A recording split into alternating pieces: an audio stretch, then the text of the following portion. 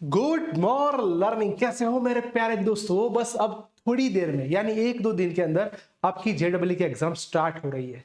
बहुत से बच्चे कंफ्यूज थे कि सर क्या करना चाहिए। तो बच्चों, अगर आपने ये 10 मिनट का वीडियो देख लिया तो मुझे भरोसा है कि आपका रैंक मिनिमम 8,000 से लेके 10,000 तक इंक्रीज हो सकता है। अब आपको लगे सर ऐसा कैसे हो सकता है, तो दोस्तों ये जो मैं 5 इंपॉर्टेंट टिप्स आपको देने वाला हूं, प्लीज उसको नोट डाउन कर देना, उसको फोकस में रखना। और आप देख सकते हो कि आपसे आपके मिनिमम 10 to 15 मार्क्स इंक्रीज हो जाएंगे, तो आपका परसेंटाइल बहुत जंप लगा के आगे जा सकता है। तो स्टार्ट करते बेटा आज का सेशन। उसके अंदर जेडब्ल्यू की 2026 की सबसे बेहतरीन स्ट्रेटेजी क्या है। तो मैं ऐसा बोलता हूं बेटा कि आपको यह समझना है कि इस बार जेडब्ल्यू के form record break. Real story यह है कि 14.5 लाख बच्चों ने इस बार जेडब्ल्यू के लिए अप्लाई किया और ये आपका फर्स्ट अटेम्प्ट है। दूसरा अटेम्प्ट अप्रैल या मई में हो सकता है।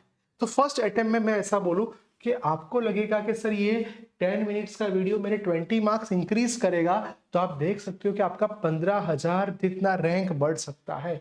इतना हाई जंप आप कर सकते हो।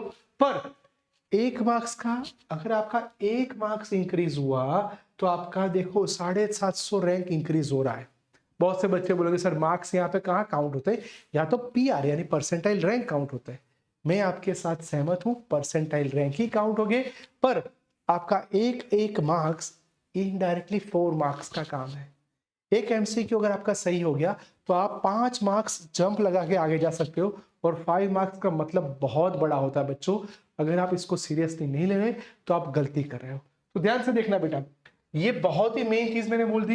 एग्जाम के लिए स्ट्रेटेजी कैसे बढ़ाए। एग्जाम रूम में आप पहुंच गए हो तो ये 5 पॉइंट्स प्लीज प्लीज प्लीज देख लेना। फर्स्ट वन, पहली बात, सर जनवरी सेशन अभी हो रहा है, उसके लिए देखो काउंटडाउन अभी स्टार्ट हो गया तो टाइम बहुत कम है। और दूसरा सेशन अप्रैल के लास्ट वीक में होगा या अप्रैल के आसपास रहने वाला है, तो उसके लिए अभी टाइम है। तो आप जेडब्ल्यू और जेडब्ल्यू एडवांस की भी प्रिपरेशन उस तक कर सकते हो। बच्चों, मैं ऐसा बोलता हूं कि नॉर्मली पेरेंट्स और नॉर्मली बहुत से फैकल्टीज ये बोलते हैं कि आप क्या करो, केमिस्ट्री फिजिक्स मैथ्स ऐसे पार्ट करो। पहला 40 to 45 मिनट्स आप केमिस्ट्री को दे दो, उसके बाद आप 60 मिनट्स यानी 1 आवर जितना फिजिक्स को दो, और बाकी जितना टाइम है वो कैलकुलेशन बहुत जाने वाला है तो मैथ्स में दे दो। पर मैं आपको कुछ डिफरेंट स्ट्रेटेजी बताने वाला हूँ। ऐसा करने की जरूरत नहीं है, ऐसी गलती मत करना। देखो क्यों ऐसा बोला बेटा, तो मैंने आपके लिए 5 ऐसी बेहतरीन टिप्स बनाई है कि इसको अगर आपने बना दिया तो आपकी लाइफ झिंगा लाला, आपके मार्क्स इंक्रीज हो सकते हैं बेटा। तो spend 15 minutes to scanning the paper. जैसे ही पेपर आपको मिलता है कोई कैलकुलेशन नहीं करना, आपके माइंड में पेपर को स्कैन करना है। देखो हार्ड कॉपी नहीं है, पूरा विजुअलाइजेशन है, यानी डिजिटल फॉर्म में पेपर आ रहा है। तो एक बार सारे क्वेश्चन को देख लो, कौन कौन से क्वेश्चन आपके आईज में आ रहे हैं, पता चलेगा कि आपको उसमें से क्या करना है, स्कैनिंग द पेपर। उसके बाद आपके माइंड में एक छोटा सा रोड मैप बनना चाहिए, और रोड मैप के अकॉर्डिंग इजी क्वेश्चंस को पहले अटेम्प्ट करने की टेक्निक बनाओ। इजी क्वेश्चंस को पहले देख लो, भले वो केमिस्ट्री का हो, फिजिक्स का हो या मैथ्स का हो। तो first attempt, first priority easy MCQs को होनी चाहिए। ऐसा भी होगा कि कुछ एमसीक्यू बहुत टफ आपके सामने आ जाएंगे, तो उसको देख के स्टक नहीं होना है, टेंशन नहीं लेना है। मान लो कि एक सब्जेक्ट के जो 25 एमसीक्यूज हैं उसमें से आपको सिर्फ 3-4 ही आ रहे हैं, कोई टेंशन की बात नहीं। आप धीरे धीरे आगे बढ़ो, आपका एमसीक्यू सॉल्व करने का पैटर्न आपको बहुत से एमसीक्यू जल्दी सॉल्व करवाएगा। दूसरों, second strategy, the 3 round techniques, easy medium hard. ये इसलिए मैं बोल रहा हूं कि पहले आपने 40 to 45 मिनट्स कोई भी सब्जेक्ट के एमसीक्यूज हो, केमिस्ट्री हो, फिजिक्स हो, मैथ्स हो, 45 मिनट्स आप उसको दे दो। फटाफट एमसीक्यू के साथ फैमिलियर हो जाओ, पता चल जाएगा, इतने सॉल्व हो जाएंगे। फिर आएगा मॉड्यूलेट, यानी ऐसा मीडियम एमसीक्यू हम जिसे बोल सकते हैं, उसमें आपका टाइम जाएगा 1.5 घंटा उसमें जा सकता है। और लास्ट के 45 मिनट्स जो टफ एमसीक्यू उसको आप सॉल्व करने के लिए ट्राई करो। ये हो गई हमारी दूसरी technique. Technique number 3, accuracy greater than attempts. बहुत से बच्चे ये करते हैं कि मैक्सिमम एमसीक्यू अटेम्प्ट करना चाहते हैं, एक्यूरेसी नहीं आती तो बहुत से एमसीक्यू गलत हो जाता है। तो मैं बोलता हूं देखो, accuracy is greater than attempts. बहुत से एमसीक्यू अटेम्प्ट करना वो मेन इंपॉर्टेंट नहीं है, एक्यूरेसी। टाइम के साथ साथ एक्यूरेसी को भी फोकस करना पड़ेगा। तो ये फर्स्ट चीज रहेगी। सेकेंड, नेगेटिव मार्क्स है, एक एमसीक्यू गलत मतलब आपके 5 मार्क्स कट हो रहे हैं बच्चों, 4 तो गए, एक नेगेटिव भी आएगा। तो नेगेटिव एमसीक्यू कारण कुछ लोग ऐसे, बहुत से बच्चे, सर तुक्का लगाने की टेक्निक बताओ, शॉर्ट ट्रिक बताओ कि हम धड़ाधड़ सॉल्व कर दे। कुछ लोग ऐसे भी है कि बी या सी दोनों में से टिक करो, आंसर आएगा ही। पर ये सारी स्ट्रेटेजी नॉर्मली होती, हर बार ऐसा हो ऐसा जरूरी नहीं है। देखो, strategically leave the questions, keep the questions.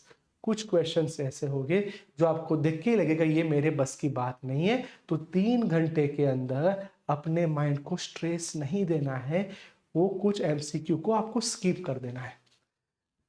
Fourth technique, time management is a crucial. आपका टाइम मैनेजमेंट ही आपको जिताएगा। बहुत से बच्चे ऐसे हैं कि बहुत एमसीक्यू सॉल्व करने में टाइम वेस्ट करते हैं और आसान एमसीक्यू पीछे छूट जाते हैं। तो फिर से time management is a very crucial things. Please अपना टाइम वाइजली इसको यूज कीजिए। The number 1, number 2, no more attempt then 5 minutes. आपका कोई भी एमसीक्यू अगर 4 या 5 मिनट से ज्यादा ले रहा है, इसका मतलब आप लॉस में जा रहे हो, तो वो एमसीक्यू को 5 मिनट से ज्यादा नहीं देना चाहिए। और कुछ एमसीक्यू को आपने आधा करके छोड़ दिया है, तो वही एमसीक्यू को एक बार रिविजिट कर लीजिए, एक बार देख लीजिए। हो सकता है कि जो एमसीक्यू इनिशियल फेज में आपको नहीं आ रहे थे, पूरा पेपर सॉल्व करने के बाद फिर से ट्राई करोगे, तो हो सकता है कि आपका माइंड फास्ट हो गया हो, कैलकुलेशन फटाफट कर रहा हो, तो आपका आसानी से आपका आंसर आ सकता है। कई बार बच्चों, मेरे साथ भी ऐसा हुआ है और आपको भी ऐसा फील कभी हुआ होगा कि फर्स्ट में आपको कुछ नहीं आ रहा, पर 5-6 एमसीक्यू सॉल्व करने के बाद तुरंत क्लिक होती है और वही एमसीक्यू विद इन 30 सेकेंड्स के अंदर सॉल्व हो जाता है। तो ये number 4। Number 5, keep rough work very clean. बच्चों, आपको वहां से कुछ क्लीन यानी रफ पेज आपको दिए जाएंगे, उसमें आपको प्रैक्टिस करना है। और रफ पेज में ऐसे प्रैक्टिस नहीं करनी कि हम पूरा रफ ही कर दें। हम रफ पेज में कैलकुलेशन करेंगे, जो भी आपने दिया उसका प्रॉपर नंबर लिख के रफ वर्क करना और वही रफ वर्क साइड में रखना। क्यों? क्योंकि जब रिवाइज करोगे, लास्ट के जो 30 मिनट्स वो रिवाइज करोगे, तो रफ वर्क में से ही आपको बहुत सारा आइडिया आ जाएगा। ज्यादा से ज्यादा फिजिक्स और मैथ्स में ये बहुत स्ट्रेटेजी काम में आने वाली। डन? तो रफ वर्क को प्लीज प्लीज प्लीज ऑर्गेनाइज तरीके से रखना है। मैंने बोल दिया कि please no more than 5 minutes, MCQ को 5 मिनट से ज्यादा नहीं देनी है। और the last, save your time, avoid the resolving, quickly find the correct errors. Minimum mistake को वैसा करना है। तो बेटा, ये मेरी जो 5 स्ट्रेटेजी है, जल्दी आपको नहीं मिलेगी, ये 5 स्ट्रेटेजी को ध्यान रखना।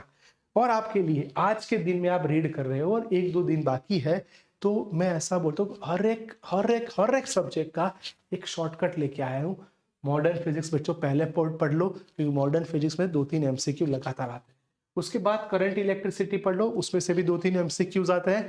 थर्मोडायनेमिक्स को एक बार परफेक्टली देख लो, सेमीकंडक्टर्स, ग्रेविटेशनल एंड रोटेशनल वाला पोर्शन, और उसके बाद first chapter unit dimension kinematics वाला, वो आसानी से आप सॉल्व कर सकते हो।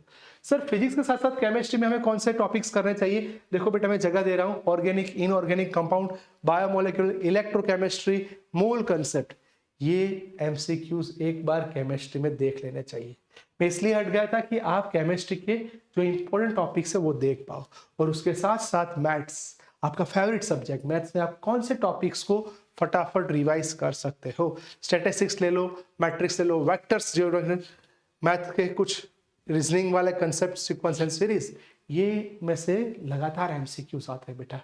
और मैं तो बोलता हूँ कि आप जब भी एग्जाम देने जाओ बेटा, मैंने आपको प्रॉमिस किया था कि आपके 5 से 7 मिनट हो गए। First, revise the formula and key points. Second, trust your preparation. आपने इतनी अच्छी पढ़ाई की है बच्चों, तो उस पर ट्रस्ट रखो, भरोसा रखो, and you are the best. आप बेहतरीन बच्चे हो। अपने माइंड को रिलैक्स रखने के बाद ही आप कोई एमसीक्यू टिक करना। Okay, wish you all the best. आपका पेपर मस्त जाएगा और कमेंट बॉक्स में लिख देना कि आपको कौन सी स्ट्रेटेजी बहुत अच्छी लगी बेटा। Bye, take care.